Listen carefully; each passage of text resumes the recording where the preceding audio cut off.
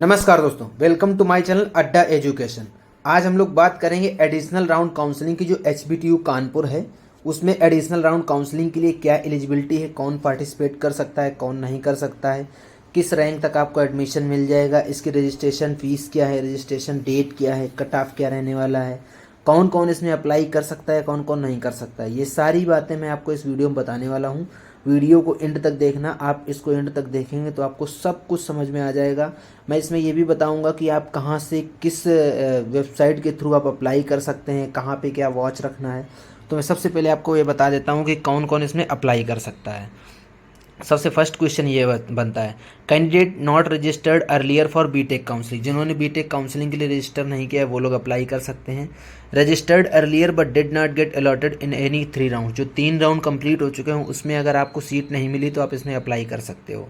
Registered but seat got cancel during document verification and not allotted any seat in further rounds. आपकी seat allot हुई लेकिन cancel हो गई document verification में, फिर आपको कोई सीट नहीं मिल पाई। इसके बाद हु कैन नॉट अप्लाई, वो लोग कौन है जो अप्लाई नहीं कर सकते हैं। Candidates opted withdrawal in any of the previous round of counselling are not allowed to apply. अगर किसी भी कैंडिडेट ने विड्रॉल मार दिया था, इससे जब काउंसलिंग चल रही थी इसकी 3 राउंड की, उसमें से अगर किसी ने भी विड्रॉल मार दिया था तो वो भी अप्लाई नहीं कर सकता है। Candidate taken admission in the previous round of counselling.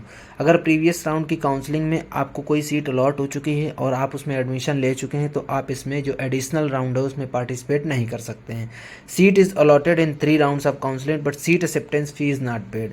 आपको पहले सीट अलॉट हो चुकी लेकिन आपने सीट एक्सेप्टेंस फ़ी को पेमेंट नहीं किया, इसकी वजह से आपकी सीट कैंसिल हो गई, तो आप इसकी एडिशनल राउंड की काउंसलिंग में पार्टिसिपेट नहीं कर सकते हैं। अभी बात क्या आती है कि HBTU एक ऐसा कॉलेज है जिसमें कि अगर आप कुछ थोड़ी सी डिफरेंट जो ट्रेड हैं, जो इसकी लोअर ट्रेड हैं, उनमें भी अगर आप एडमिशन लेते हो तो यहाँ से आपको जो पैकेज है वो बहुत अच्छा मिलता है। कुछ कुछ कॉलेजेस ऐसे हैं जिनसे CSE में पैकेज उतना अच्छा नहीं मिल पाता है जितना कि HBTU में जो लोअर ब्रांचेज हैं उनसे पैकेज मिल जाता है। तो आप HBTU से CSE के लिए अगर कोशिश कर रहे हो तो CSE तभी लेना आप जब आपको CSE में इंटरेस्ट हो।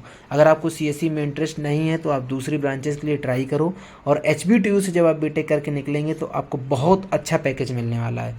अभी चलिए आगे बात कर लेते हैं, इसके और आगे क्या क्या है वो मैं आपको पूरा डिटेल में बताने वाला हूँ कि और किस तरीके से आपको अप्लाई करना है, इसकी रजिस्ट्रेशन फ़ीस क्या रहने वाली है।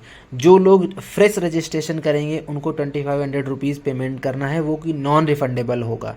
रजिस्ट्रेशन फ़ी एग्जेम्पशन किनको मिलेगा।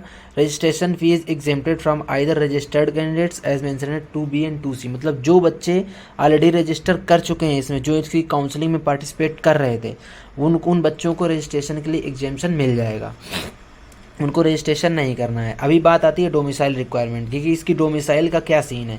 अगर आप यूपी के परमानेंट डोमिसाइल हो तो आपके पास डोमिसाइल सर्टिफिकेट होना चाहिए। जो डोमिसाइल सर्टिफिकेट बना होना चाहिए वो 1 अप्रैल 2024 के बाद का बना होना चाहिए। ओनली डोमिसाइल सर्टिफिकेट नहीं, आप जितने भी इस तरीके के सर्टिफिकेट लगाएंगे, जैसे OBC सर्टिफिकेट हो गया, आप EWS सर्टिफिकेट हो गया, ये सारे सर्टिफिकेट आपके 1 अप्रैल 2024 के बाद के बने होने चाहिए। जो कैंडिडेट्स हुए pass the qualifying examination outside UP and ward of defence personnel settled in UP. जो बच्चे डिफेंस पर्सनल के वार्ड हैं या उनके फादर उस समय इधर पे पोस्टेड थे यूपी में, वो लोग भी एलिजिबल हैं, यूपी का कोटा ले सकते हैं। जो ऑल इंडिया सर्विसेज के जिनके फादर या मदर ऑल इंडिया सर्विसेज में हैं, उनके वो लोग अगर यूपी कैडर में हैं उनके मदर फादर, तो वो बच्चे भी इसमें यूपी कोटा से एडमिशन ले सकते हैं। अभी इसके और भी 1-2 एलिजिबिलिटीज़ हैं, वो आपको अभी यहाँ पे डिस्क्राइब कर देता हूँ। फॉर अदर स्टेट सीट्स, जो बच्चे अदर स्टेट की सीट्स के लिए, जैसे if a candidate and his her parents are domicile of other state other than UP, the candidate has pass 10+2 from an institution school outside Uttar Pradesh, then the candidate may seek admission against available seats in various BTech disciplines.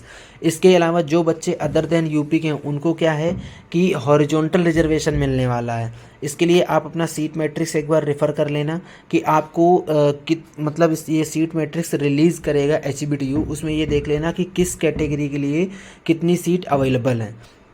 अभी physically handicapped का इसमें दिया हुआ है, ये आप लोग एक बार चेक कर लेना जिससे कंसर्न हो, क्योंकि फिजिकली हैंडीकैप्ड के लिए ज़्यादा बच्चे अवेलेबल रहते नहीं हैं, तो उसमें 2-4 बच्चे होते हैं उनके लिए होता है, जिसमें CMO वगैरह से सर्टिफाइड करवाना है। इसके बाद guidelines and schedule can be modified at any stage. ये बिल्कुल सही बात है कि किसी भी स्टेज में इसको मॉडिफाई किया जा सकता है, तो कंटिन्यूसली साइट को विजिट करते रहना। अभी सबसे इंपॉर्टेंट चीज़ है वो मैं बताने वाला हूँ, process of online additional counselling. ये एडिशनल काउंसलिंग वो है जो ऑनलाइन कंडक्ट होगी। इसके लिए मैं पूरा बता देता हूँ। स्टेप 1 में क्या है, रजिस्टर करिए आप HBTU की साइट पे और 2500 पेमेंट कर दीजिए फीस। इसके बाद चॉइस फिलिंग आपका रहेगा, बहुत केयरफुली चॉइस फिल कीजिएगा। और जिन already registered candidates for previous 3 round counselling as well as newly registered candidate, मतलब जो तीनों लोग जो ऑलरेडी रजिस्टर्ड हैं और जो नए रजिस्टर कर रहे हैं उनको सबको चॉइस फिलिंग करनी है। इसके बाद 3rd स्टेप रहेगा रिजल्ट को व्यू कीजिए। 4th स्टेप रहेगा, अगर सीट अलॉट हो गई है तो सीट एक्सेप्टेंस फ़ी 75,000 OBC जनरल और 40,000 SC/ST कैंडिडेट को पे करनी है। Upload all relevant document for online document verification. इसके अलावा जो भी इसमें फीस में डिफरेंस है जनरल OBC में और SC/ST में, वो आगे चल के जैसे ही आप एडमिशन लोगे जाके वहाँ पे आपका सीट का डिफरेंस ये ख़त्म हो जाएगा। During document verification regularly check login for any query raised for discrepancy in document. जब आप डॉक्यूमेंट वेरिफिकेशन करा रहे हो उस समय आप ये कंटिन्यूसली चेक करते रहिए कि कुछ आपसे और चीज़ तो नहीं मांगी जा रही, आपको ऑनलाइन ही ये बताया जाएगा। आफ्टर सक्सेसफुल डॉक्यूमेंट वेरिफिकेशन पे बैलेंस एकेडमिक फ़ी 60,000। आप 60,000 पर पे करेंगे जनरल और OBC वाले बच्चे और 95,000 पे करेंगे SC और ST candidates. Do registration on university ERP for and choice option yes और नो फॉर इंटरनल स्लाइडिंग। इसमें भी इंटरनल स्लाइडिंग अवेलेबल है। यूनिवर्सिटी की जो ERP की साइट है erp.hbtu.ac.in, इस पर आप रजिस्टर कीजिए और इसमें इंटरनल स्लाइडिंग के लिए यस और नो पे क्लिक कीजिए। View result on internal sliding and document provisional download provisional admission letter. अगर आपकी इंटरनल स्लाइडिंग में अपग्रेड हो जाती है ब्रांच तो उसके लिए प्रोविजनल एडमिशन लेटर डाउनलोड कीजिए। Physical reporting date will be announce letter on www.hbtu.ac.in। HBTU की साइट पे अनाउंस किया जाएगा, लेकिन जो इंटरनल स्लाइडिंग करनी है आपको वो ध्यान रखना आपको ERP की साइट पे करनी है। अभी मैं आपको ये बता देता हूँ कि इसकी डेट वाइज क्या रहने वाली। जो रजिस्ट्रेशन स्टार्ट हो रहा है वो जुलाई 23 से अगस्त 1 तक रजिस्ट्रेशन होगा, मंडे टू थर्सडे। इसमें आपको रजिस्ट्रेशन करना है। रजिस्ट्रेशन फीस 2500 पे करनी है, ये कि नॉन रिफंडेबल है। इसके बाद आता है सीट अलॉटमेंट और व्यू रिजल्ट। 2 अगस्त को आपकी सीट अलॉटमेंट होगी, उससे आपको पता चल जाएगा आपको सीट मिली कि नहीं मिली। डिपॉजिट सीट एक्सेप्टेंस फी 75,000, जैसे मैंने आपको मेंशन करके बता दिया जनरल OBC के लिए, एंड SC/ST के लिए 40,000। इसके बाद सबमिट रिलेवेंट डॉक्यूमेंट। आप रिलेवेंट डॉक्यूमेंट सबमिट कीजिए, आपको रिस्पांस मिलेगा। अगर कोई इशू हो रहा है तो रिस्पांस करेंगे उधर से। इसके बाद पे बैलेंस एकेडमिक फ़ीस, आप एकेडमिक फ़ीस पे कर दीजिए, जो कि मैं ऑलरेडी बता चुका हूँ। Do registration on university ERP। अगर आपको इंटरनल स्लाइडिंग में पार्टिसिपेट करना है तो यूनिवर्सिटी की ERP में रजिस्ट्रेशन करके आप इंटरनल स्लाइडिंग के लिए पार्टिसिपेट कर सकते हैं। अगर उसमें आपकी ब्रांच अपडेट हो जाती है तो अच्छी बात है। इसके बाद अभी और उससे भी ज़्यादा एक इम्पॉर्टेंट बात आती है कि उस इंटरनल स्लाइडिंग का रिजल्ट कब आएगा।